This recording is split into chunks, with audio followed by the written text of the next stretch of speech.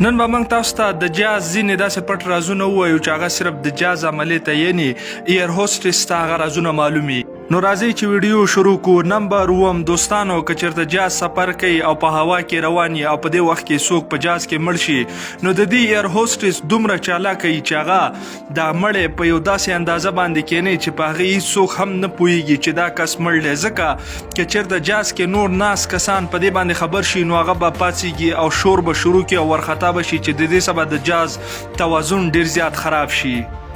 نمبر 4 اصل کې د جاز سکیورټي خو ډیره زیاته سخته ای. الته اسلحه نه ایستل ډیر یو ناممکن کار دی، خو بیا هم که چا ځان سره جاز ته اسلحه ویوړه او د جاز د هایجیک کولو کوشش وکړ نو دا یو ناممکن کار دی. ولې؟ هغه ځکه چې اوس امریکا او داسې کاناډا، جرمني، بلجیم او داسې ملکونه دي چې هغه په د جاز کې خوفیه داسې ټریننګ شوي یو یا دوه کمانډو کسان هم د مسافرو په شکل باندې بوزي که چېرته جاز د هایجیک کولو کوشش وکړي نو هغه جاز ډیر زر کنټرولولی شي. او دا خبر ایر هوسټس ته هم نه چې په دې کې کمانډو کسان موږ سره هم ناست دي. دې ته ایر مارشل کسان وایي. نمبر 5 دوستانو جاز کې خو به تاسو اکثره تلی او دا نشان به تاسو هم ضرور لیدلی. اصل کې دا نشان د پایلټ دپاره دی. که چېرته پایلټ جاز چلی او په جاز کې څه مشکل راشي نو بیا پایلټ ډیر اسانۍ سره دغه نشان ته ځان را رسوي او د دغې نشان لاندې کومه کړکۍ چې د هغې کې خپل د جاز پرو ته په اسانۍ سره کتی شي چې څه مشکل دی. نمبر 4 د جاز د کریش په دوران کې راغورځېدو دوران کې هم ممکن دی چې کله جاز راغورځېږي یا خرابېږي نو دا هم ممکنه ده چې په هغه وخت کې د دې دروازه د مسافرو دپاره کولاو نه شي. نو په دې خاطر باندې په جاز کې یو تبرګی دی ځان سره ضرور یخی چې په دې باندې د جاز شیشه شي ماتولی.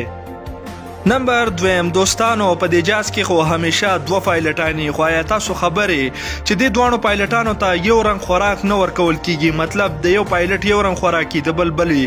هغه ځکه که په یو خوراک کې څه استعمال شوي نو هغه یو پایلټ ته به ضرر ورسي او هغه بل پایلټ به جاز کنټرول وساتي. نمبر 2 دوستانو په د جاز په باتروم کې که تاسو چېرته ایسار شئ یا همدارنګه بېهوشه شئ نو دلته دی یو دوه بټنې بلې نورې هم ورکړي دي. د اوکیپاید نه پاس لویټري په نامه دلته یو داسې ځای دی چې یو نشان دی چې هغې لاندې یو خوفیه بټنه ده.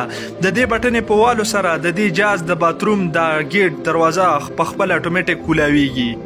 اوس نمبر اول دوستانو همیشه په جاز کې چې څوک اوږد سفر کوي نو هغې ته خوب ډیر زیات ورځي او پایلټ ته هم ډیر زیات خوب اکثره ورځي.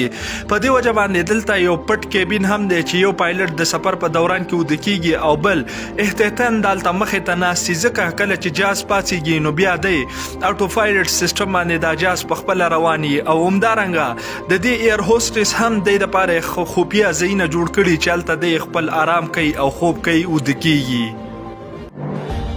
نو دوستانو دا و تر دې وخته که ویډیو مو خوښه شوي یو لایک ضرور ورکړئ او که زموږ چینل هم نه سبسکرایب کړی نو زموږ چینل در سره ضرور سبسکرایب کړئ.